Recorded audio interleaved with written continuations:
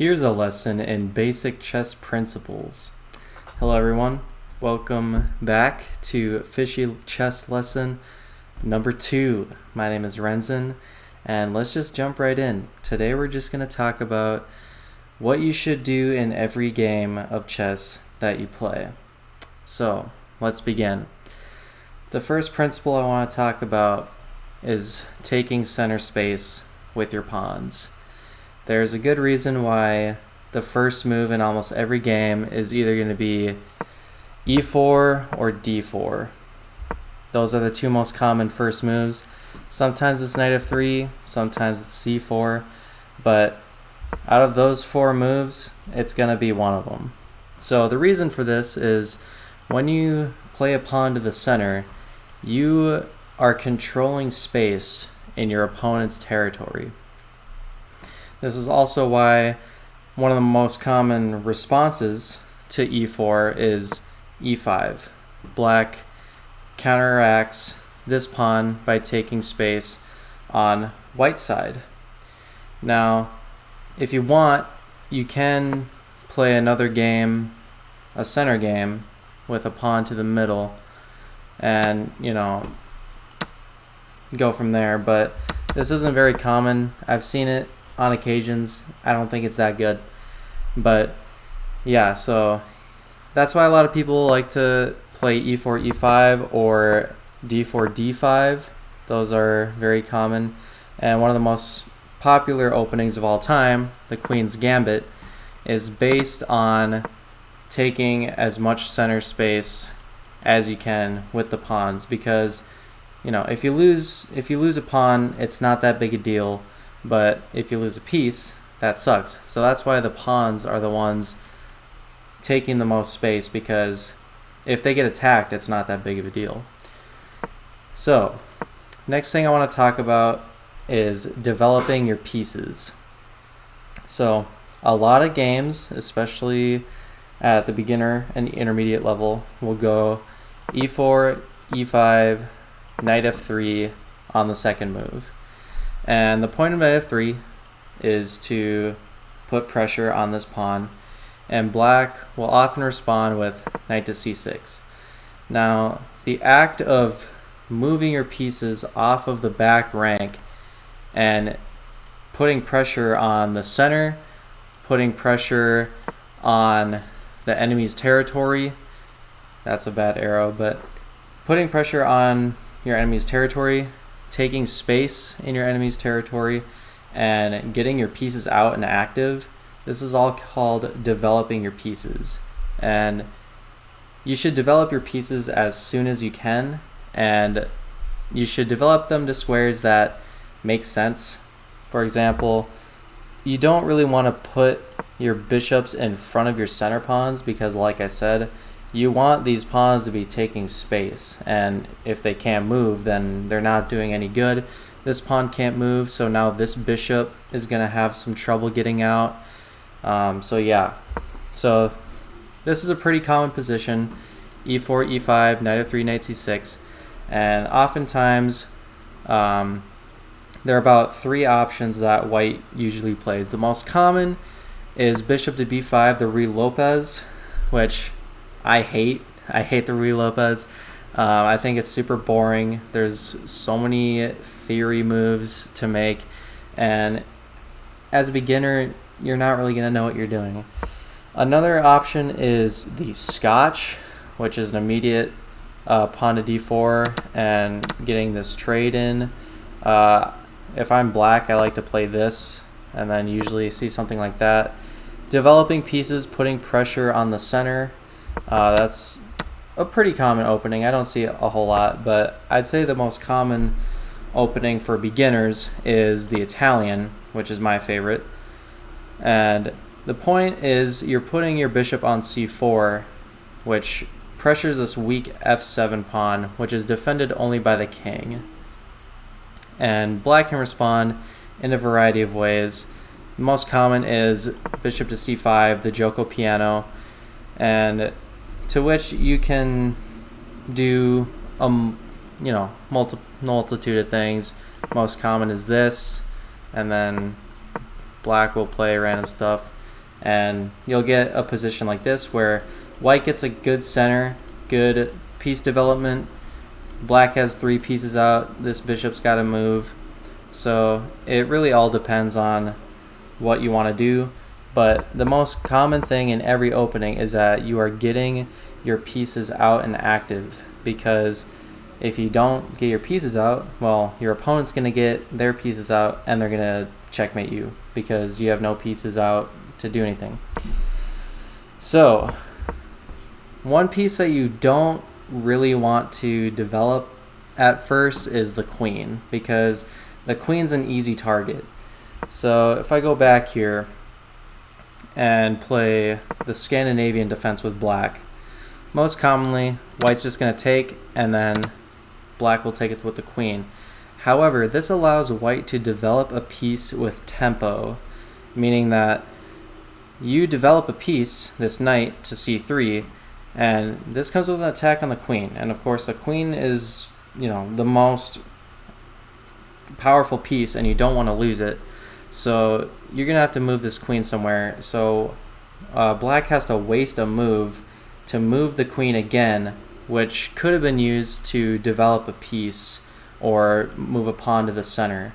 So that's what people call tempo or time, is when you develop a piece or you attack something and make it move, and then you get to make another move. So white has 2 knights out and black only has the queen, and the queen could very well get attacked again.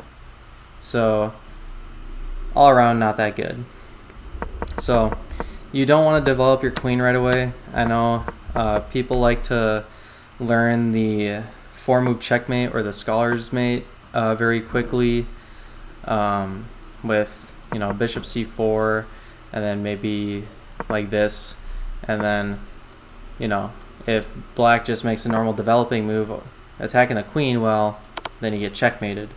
So but these wayward queen attacks, as they're called, aren't that good, because the queen can just be attacked and then the opponent can get good development in with their pieces. So all around, don't develop your queen too early. You want to get your bishops and knights out first, because those are the pieces, they're not worth as much as the queen or the rooks, but they're still gonna, they have power, they can take space, and the pawns assist them. They can shield your pieces, and they also put pressure on the center. So next I'm going to talk about what each piece is worth. So each piece is assigned a point value in chess. Each piece, so if each player has the same amount of pieces and pawns, then they say material is equal. If one person has material that's worth more, they're up material, or the other player's down material. So pawns are worth 1 point. That's pretty standard, and each piece is based on how many pawns they're worth, or just how many points they're worth. So we start with the pawns that are worth 1, and then knights and bishops are worth about the same.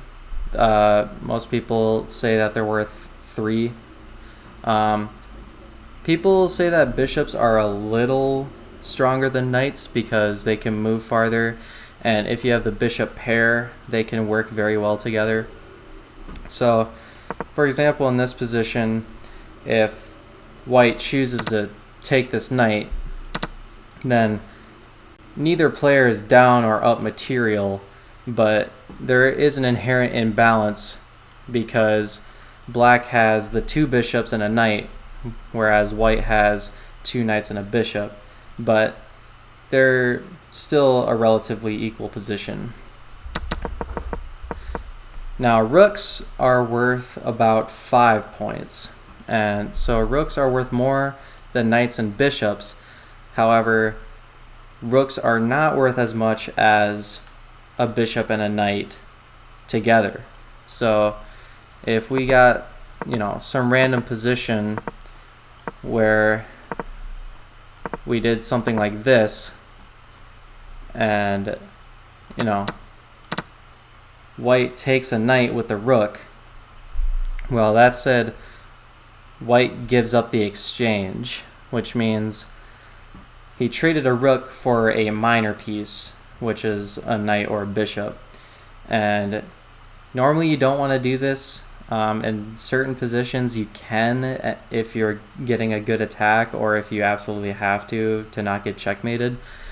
But overall, you should avoid giving your rook away for a minor piece.